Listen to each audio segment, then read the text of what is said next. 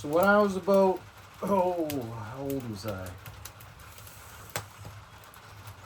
11, 12.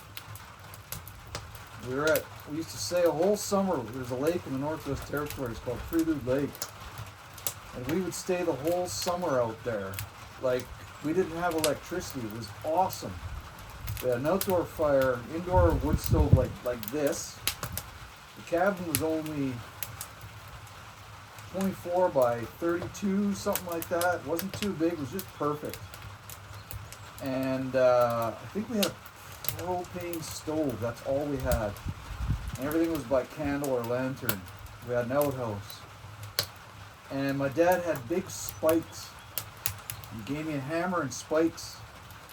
And he had a bunch of 10-foot logs, spruce. They were only 6 to 8 inches thick, round. And I remember it took me 2.5, 3 days to build a raft after I read this book, Huckleberry Finn, when I was a kid. I wanted to be Huckleberry Finn. And I built a raft that was maybe about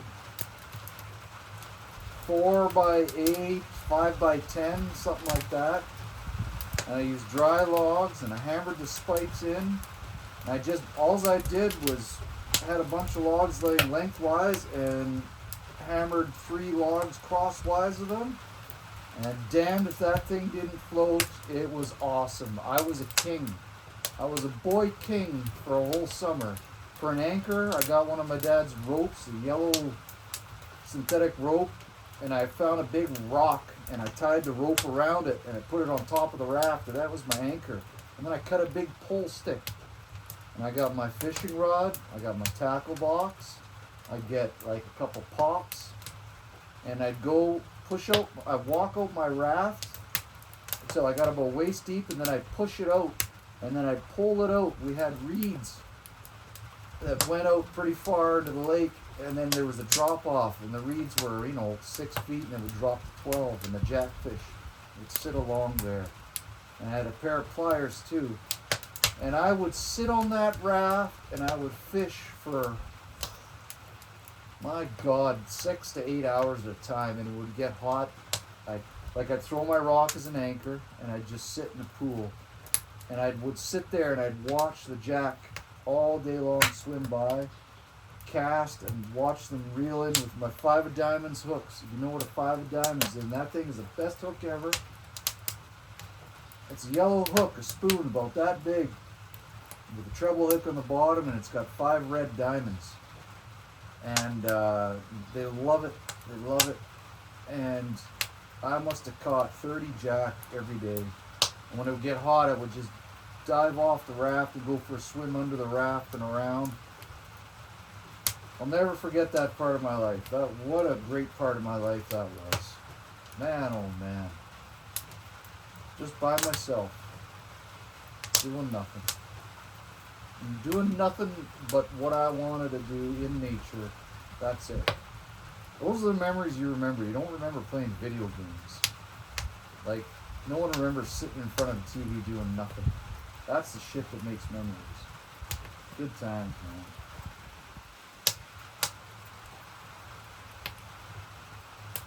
We used to walk in the bush. When I think back, I wouldn't let my kids do this. Holy shit. We were in the middle of nowhere. You guys know where the Northwest Territories is. It's in the middle of, you're in the last of the world. Like, you're out in the middle of nowhere. And my parents gave us an axe each, like me and my brother, I'm talking from the ages of 9 to 18. And when we got older, we'd start taking a 22. But from the ages of 9 to 14, we just had an axe each.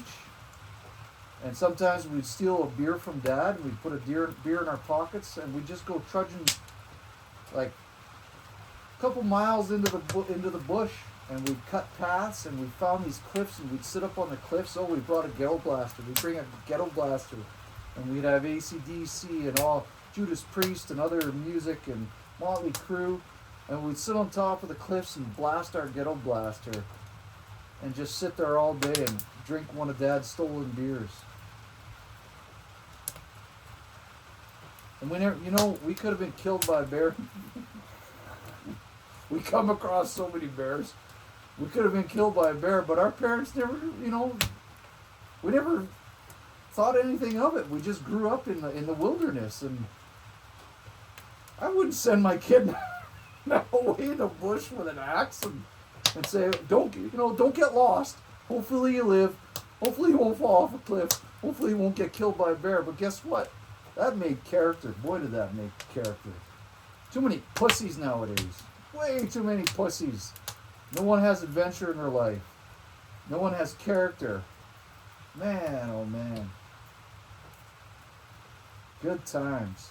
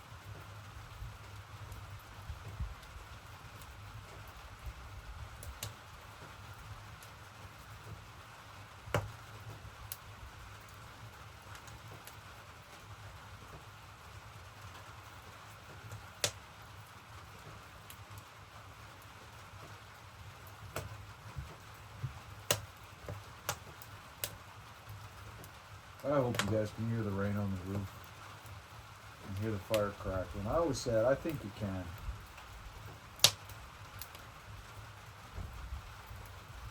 I gotta do more cooking videos for you guys. When the weather's better, I'm gonna get stuff. I've never cooked pork hocks before, but I saw them in the store. I think what I'm gonna do is I'm gonna start them on the fire. I'm gonna start a lot of my meat on the fire and sear it on the grill of the fire. And then I'll finish it in the Dutch oven. I think I'm going to try that.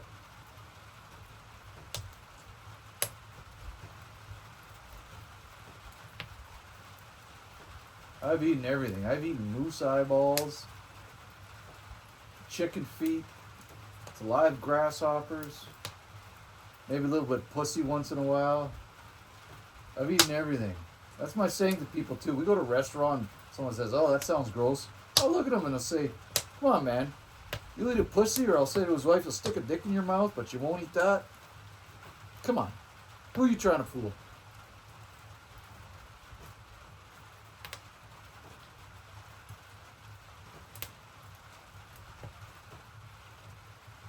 Gotta try everything once for food. And don't mock cultures for their food. Or what they cook, or the way they cook it, or what they eat. Like if someone eats an insect in a certain culture, or roast an insect and eat it, don't be grossed out by that. That's protein. Think about, we pay $50 for a goddamn lobster in a restaurant. Do you know what a lobster is? You know when sailors die and go to the bottom? What do you think? Sharks die, or whales die, or fish die? What do you think lobsters and crab eat? They are the bottom-feeding insects of the ocean. Take a good look at those. You put those fuckers on a moon or something, they look like alien creatures. Like, think about that. And we pay big money for that. These are bottom feeders. That would be like a cockroach, a big, massive land cockroach that we pay $50 to eat. They'll eat anything that drops to the bottom of the ocean. And it's a delicacy. So don't make fun of other cultures, because look at what we eat. Europe, they eat horse, apparently. Like we eat beef in North America. I'll eat a horse. Like, whatever. Cook it right, put some salt and pepper on it. I don't care. I'm sure they got good steaks in their ass. Like, good. It's probably a good recipe for horse ribs. Like,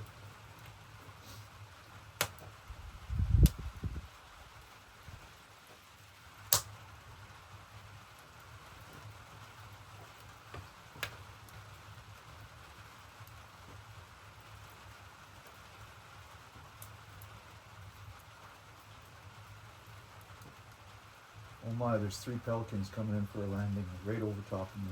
I want to grab the camera. Oh, this is awesome.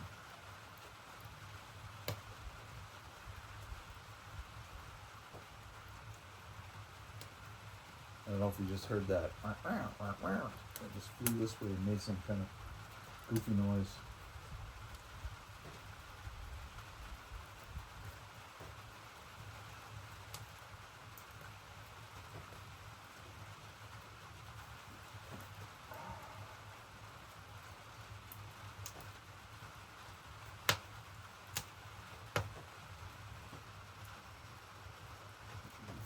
Oh boy.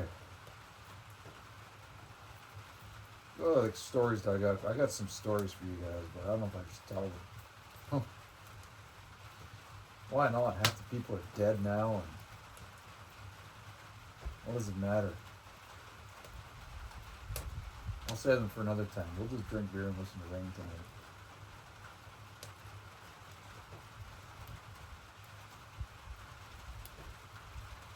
I gotta finish up my outhouse. I got the fire. I got a wood stove in my outhouse, and I have to cap off the ends. I got it shingled, and I just have to cap off the ends of the roof. And in the wintertime, my plan is to get up early, get a coffee boiling in the cabin, run out, start the wood stove, get the outhouse nice and hot. It's a 4x8 outhouse. It's nice and big, lots of room. Come back, have a coffee. About 10 minutes after having a coffee, I'll probably have to take a big shit, run to the warm outhouse, drop a turd, and now there's a deer in my property. Right, I gotta show you guys some stuff.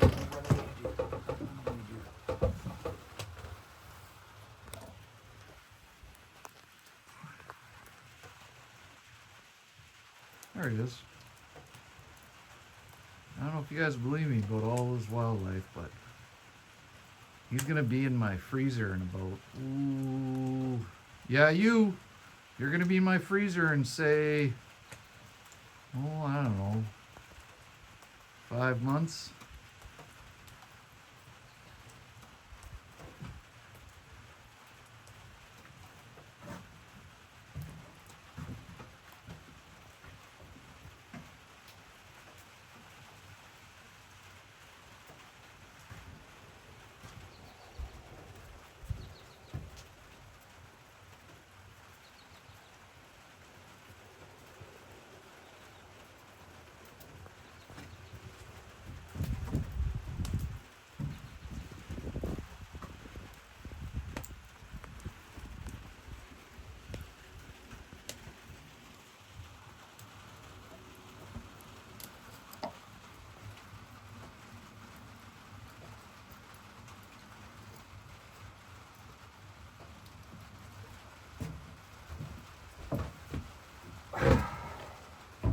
Well, is it time for another log on there?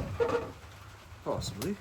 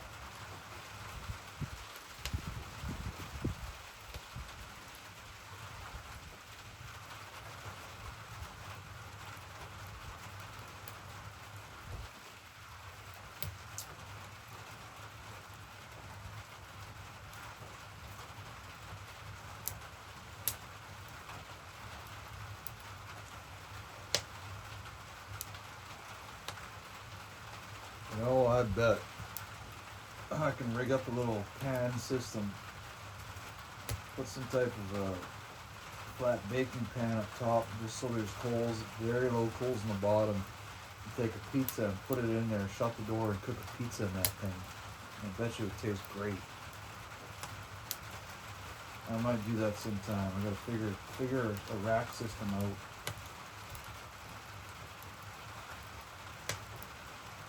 Or just do a pizza in a Dutch oven and leave the lid cracked a little bit. Many ways to do it. Excuse me.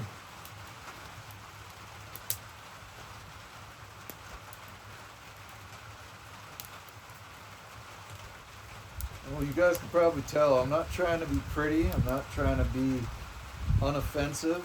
I'm just being me. Regular old jackass, and I don't give two shits if I offend people. But those of you that enjoy this, you'll stick around. It'll be a good time. Maybe. There's no guarantees in life.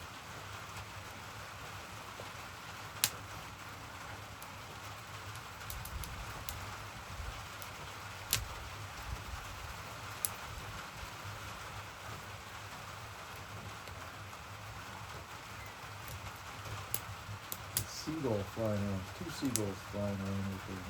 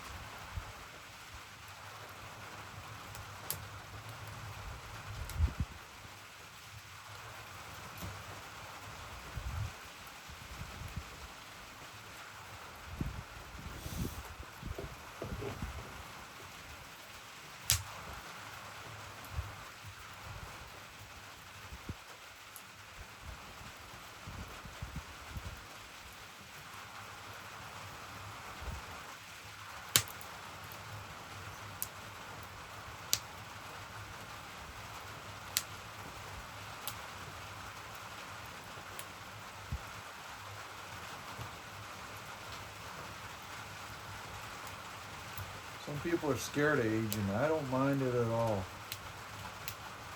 You get to a certain point of life and you don't want to deal with a lot of the bullshit that's out there anymore, and you just want peacefulness. I guess that's the way you call it. Simplicity and peacefulness.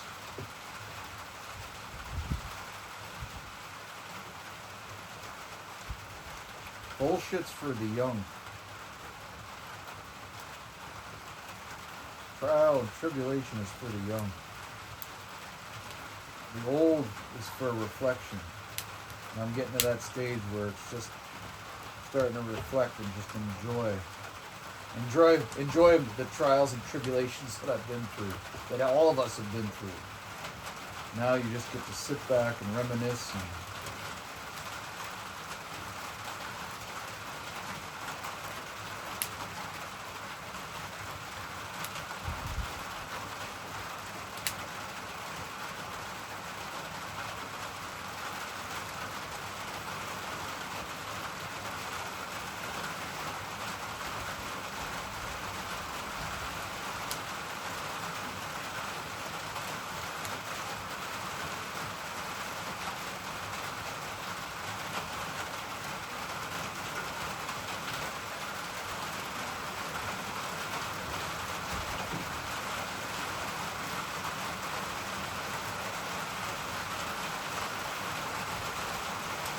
coming down a little bit more now.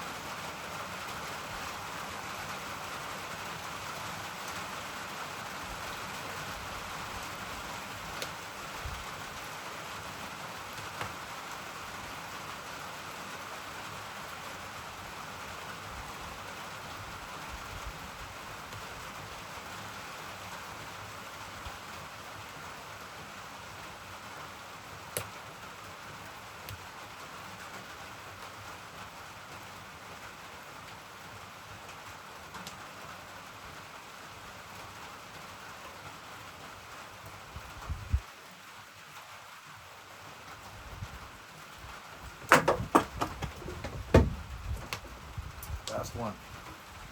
Oh, I'm gonna get you guys to see this. I've got a big guy coming in.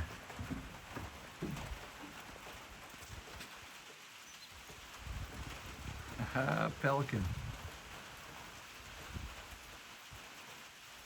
Now that was cool, man. I'm glad you guys got to see that. Oh, that was so cool.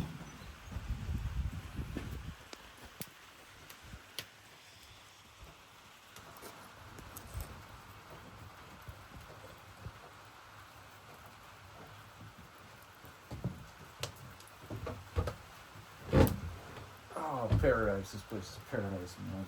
Awesome. Right on. Right on. Yeah! You ever see The Burbs, that movie? I've said this before. The guy goes to the garbage can, he's just sticking it. Rah, rah. Great movie. Still got to show my youngest daughter that movie.